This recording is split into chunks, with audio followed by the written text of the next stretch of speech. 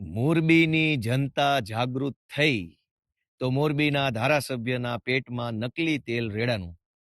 અત્યાર સુધી જનતા અન્યાય, અત્યાચાર, શોષણ અને તાનાશાહી સહન કરી લેતી હતી તો કોઈને તકલીફ ન હતી. પણ જેવું જનતાએ બોલવાનું ચાલુ કર્યું કે ભાઈ આ તો ગટર ખરાબ છે, રોડ ખરાબ છે, પાણી ભરાઈ જાય છે, રોડ ઉપર રખડતા ઢોરનો ત્રાસ છે, ટ્રાફિક જામ છે, અનેક સમસ્યાઓને લઈને આમ જનતાએ જ્યારે અવાજ ઉઠાવવાનું ચાલુ કર્યું તો મોરબીના ધારાસભ્યના પેટમાં નકલી તેલ રેડાયું. 30 વર્ષ સુધી આ જ જનતાએ જ્યારે તમને મત આપ્યા અને સળંગ 30 વર્ષ સુધી ધારાસભ્ય બનાવ્યા તો તમને મજા આવી, તો તમને ગલગલિયા થયા, ખુશ થયા, આનંદ આવ્યો.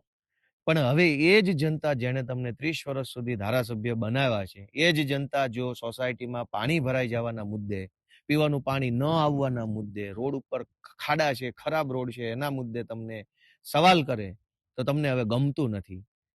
અને પાછું ગઈકાલે મેં વિડીયો જોયો કે મોરબીના ધારાસભ્ય એવું કહે છે ભાજપના કે ગોપાલ ઇટાલિયામાં હિંમત હોય તો ચૂંટણી લડવા આવી જાય મારી સામે અને હું રાજીનામું પણ આપી દઈશ અને ગોપાલ ઇટાલિયાને 2 કરોડ રૂપિયા પણ ઇનામ પેટે આપીશ.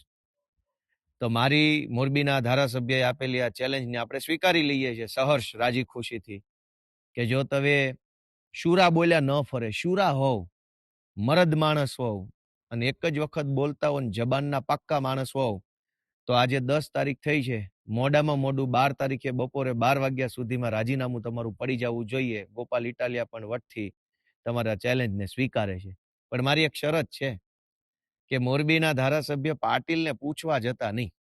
પાટીલ અંકલ, મારાથી ભૂલથી બોલાઈ ગયું છે, હું રાજીનામું આપું કે ના આપું, અંકલ પ્લીઝ મને માફ કરો, એવી બધી વાતો કરવાની નહીં.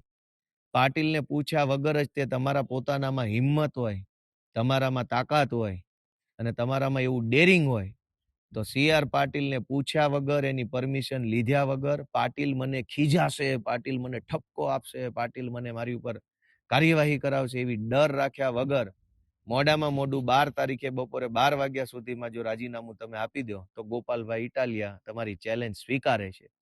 30 વર્ષથી તમે મોરબીના ધારાસભ્ય છો, તમને શરમ આવવી જોઈએ. તમને એવી શરમ આવવી જોઈએ, તમારે ચેલેન્જ એમ મારવી જોઈએ કે અહીંયા કોઈ આવીને, મોરબીમાં આવીને અમે જે 30 વર્ષમાં વિકાસ કર્યો છે એમાં ખામી ગોતી બતાવે, એવી ચેલેન્જ મારવા નથી. પણ તમે એવી ચેલેન્જ નથી મારી શક્યા. શું કામ? તમને ખબર છે કે બધું એવા કામની ચેલેન્જ મારશો તો ચાલે એમ જ નથી. કામ તો કંઈ કર્યા નથી. લાતી બજાર છે, પંચાસરા રોડ છે, ઉમિયા સોસાયટી છે, SP સરદાર પટેલ સોસાયટી, અનેક વિસ્તારો છે જે મોરબીના પોશ એરિયા કહેવાય, એમાં પાણી ભરાઈ જાય છે ચોમાસામાં. થોડોક 1 ઇંચ વરસાદ આવે ત્યાં તો રેલમછેલ થઈ જાય છે.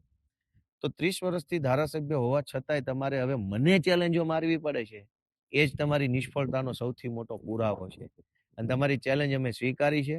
તમારા પોતાના ભાજપના પાટીલ અંકલને પૂછ્યા વગર, પાટીલ અંકલનો ડર રાખ્યા વગર, તમારામાં હિંમત હોય તો 12 તારીખે બપોરે 12 વાગ્યા પહેલા રાજીનામું આપી દો. ગોપાલ ઇટાલિયા આવશે મોરબીમાં. જય જય ગરવી ગુજરાત.